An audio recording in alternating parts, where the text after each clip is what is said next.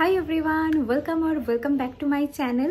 তো আজকে নিয়ে এসেছি একটা স্টোরি টাইম ভিডিও, আর এই স্টোরিটা প্লিজ তোমরা সবাই লাস্ট অবধি দেখো। রিসেন্টলি আমার সাথে একটা স্ক্যাম হয়ে গেছে, যেটা তো আমি কোনোদিন স্বপ্নেও ভাবতে পারিনি যে আমার সাথে হওয়া সম্ভব। কারণ আমি খুবই অ্যালার্ট থাকি এইসব বিষয়ে, যাতে আমার সাথে এরকম কিছু না হয়।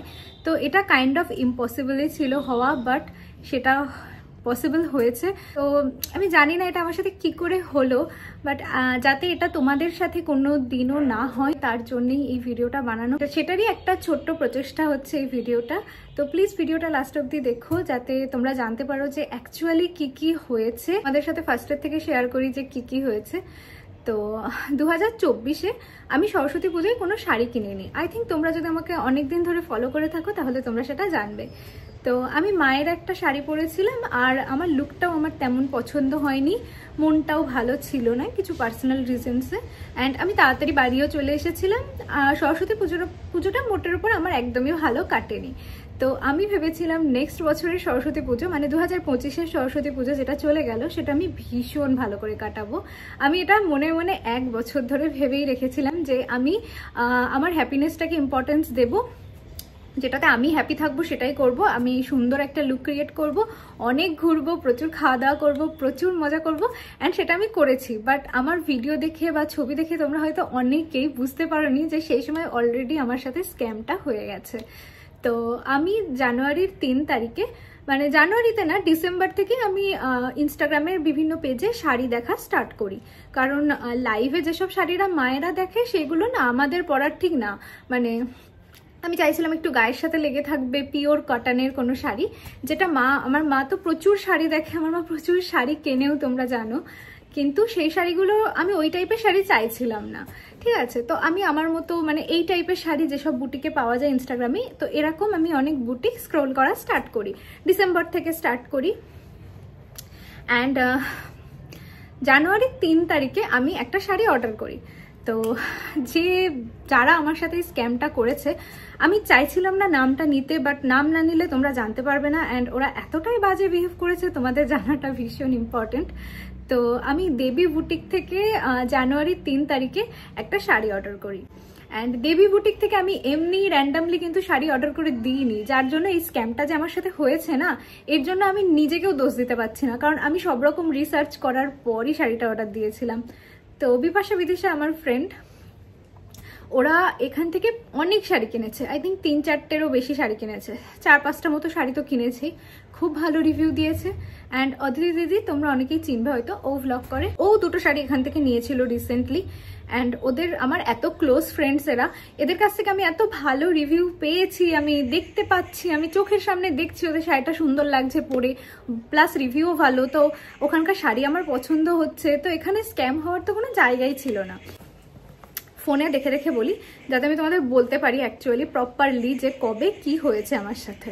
তো জানুয়ারির 3 তারিখে আমি এই শাড়িটা ওদের লিখে জিজ্ঞেস করি যে এটা অ্যাভেলেবেল আছে কিনা। তো ওরা জানায়, ওরা আমাকে জিপে নাম্বার দেয়, যেখানে আমি পেমেন্ট করে দিই। পেমেন্টটা করে দেওয়ার পর তো ওরা শাড়ির ছবিটা সেন্ড করে আমার নাম অ্যান্ড অ্যাড্রেস লিখে ওকে কনফার্ম লেখে।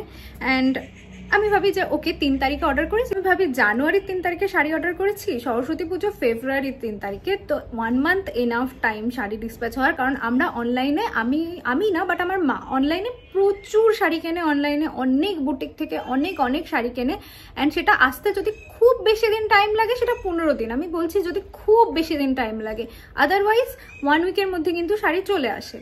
আর এখানে আমরা কথা বলছি 1 মাসের, তো 1 মাসের মধ্যে তো শাড়ি চলে আসাটাই স্বাভাবিক। আমি 3 তারিখে অর্ডার করেছি।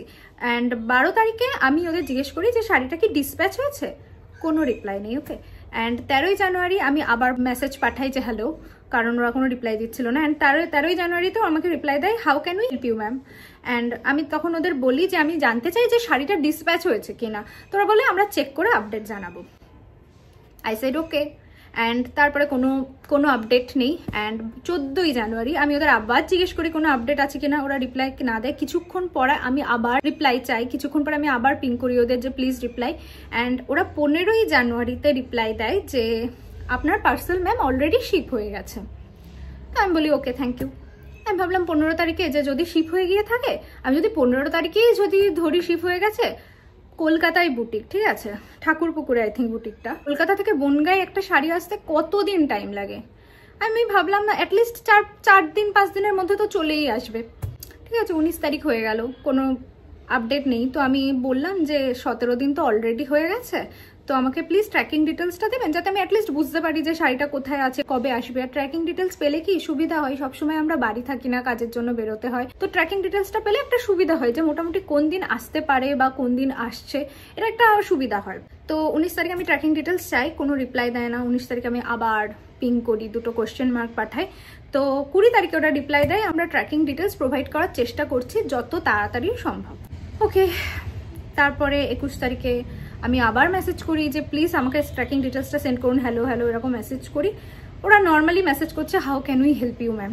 কেন গাইজ ইম্যাজিন, ওরা পিছনের মেসেজ কিছু দেখছে না নাকি ইচ্ছা করে করছে, আই ডোন্ট নো। এখন তো আমার মনে হচ্ছে ইচ্ছা করেই। তখন আমি ভেবেছিলাম হয়তো ব্যস্ত তার জন্য দেখতে পাচ্ছে না, বাট এখন তো আমার মনে হচ্ছে ইচ্ছা করেই। তারপরে কি হয়েছে শোনো। তো আমি বললাম যে এখনো আমি পার্সেল রিসিভ করিনি, 20 দিনের বেশি হতে যায়, আমি পার্সেলটা কবে পাবো? 21 তারিখ, এটা 20 দিনের বেশি হয়নি, আমি জাস্ট বলছিলাম। ওকে, কারণ ইউনো অনেক দিন হয়ে গেছে, 21 দিন লাগে না একটা পার্সেল আসতে। তো আমি বললাম যে আমাকে প্লিজ ট্র্যাকিং ডিটেলসটা সেন্ড করুন। ওরা 21 তারিখে আবার বলে যে ঠিক আছে আমরা চেক করছি। আমি জানি না একটা ট্র্যাকিং ডিটেলস চেক করতে কত টাইম লাগে। ওকে, আমরা তো ফার্স্ট টাইম কিনছি না, অনেক জায়গা থেকেই কিনি আমরা, তো জানি না। 22 তারিখে আমি আবার মেসেজ করি অ্যান্ড কোনো রিপ্লাই নেই।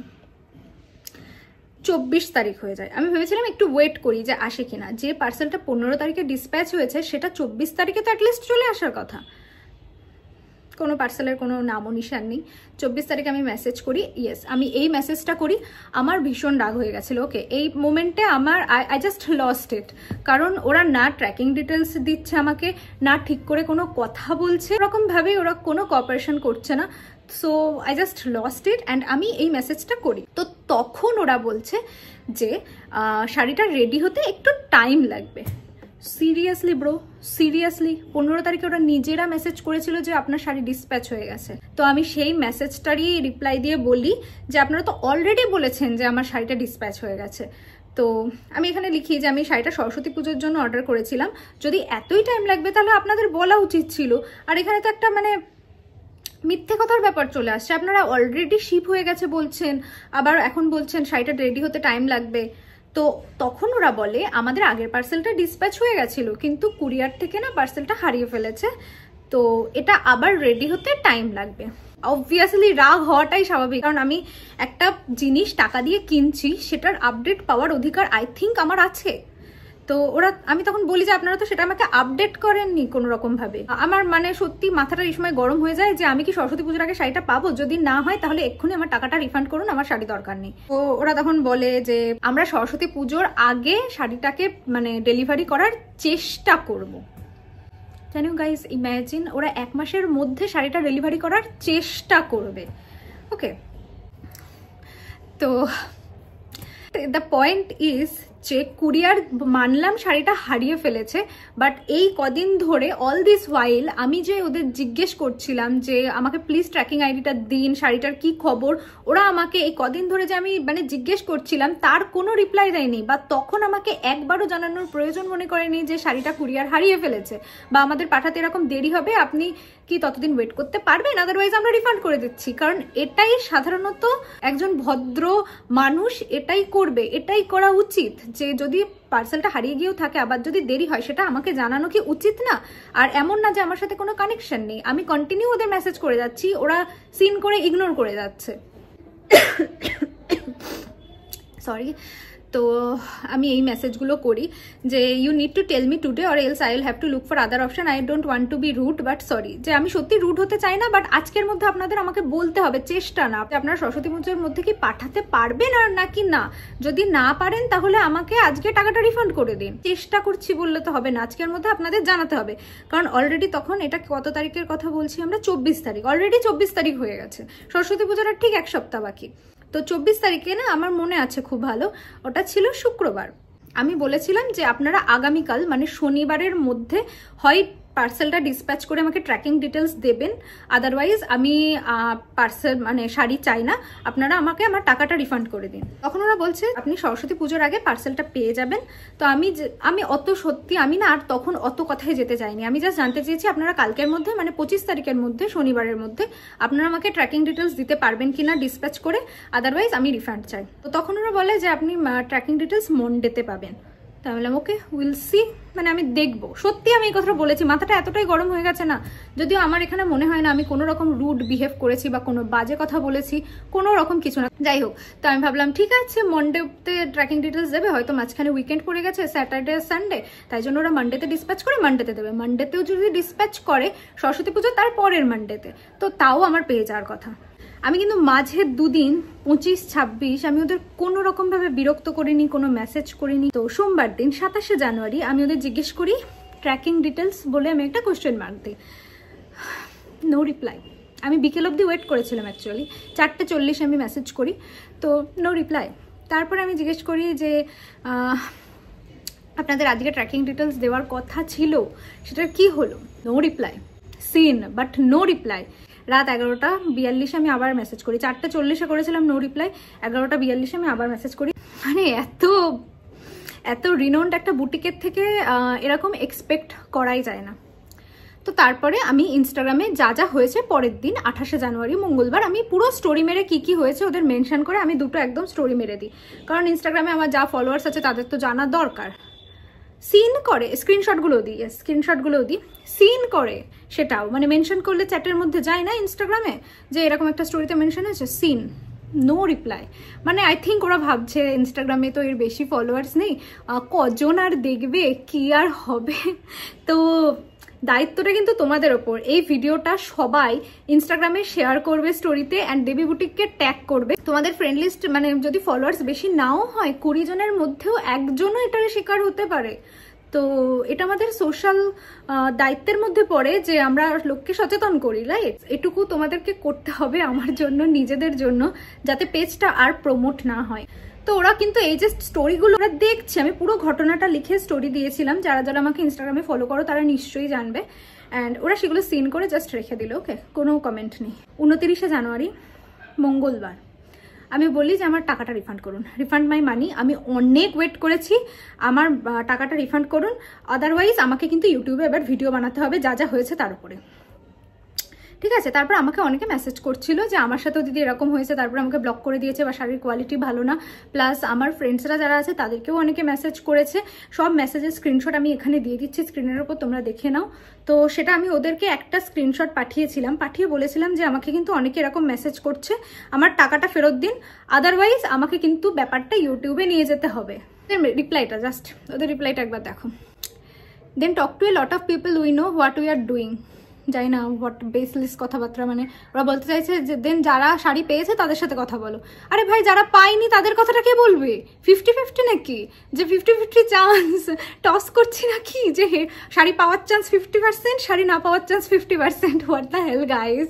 তারপরে লিখেছে after getting sari don't forget to inform those all people. মানে যেহেতু আমি ইউটিউবে ব্যাপারটা নিয়ে যাবো বলেছি, তো বলছে যে শাড়িটা পাওয়ার পর কিন্তু ওদেরকে আবার হচ্ছে জানাতে ভুলো না।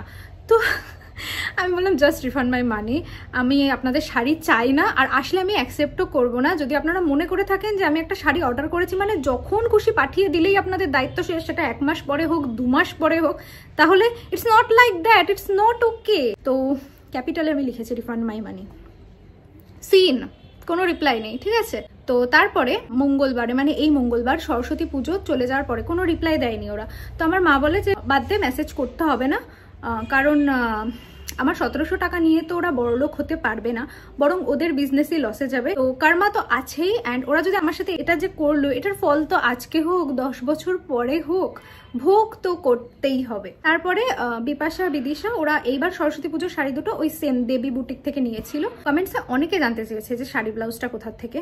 তো Bidisha, thank you Bidisha for doing this.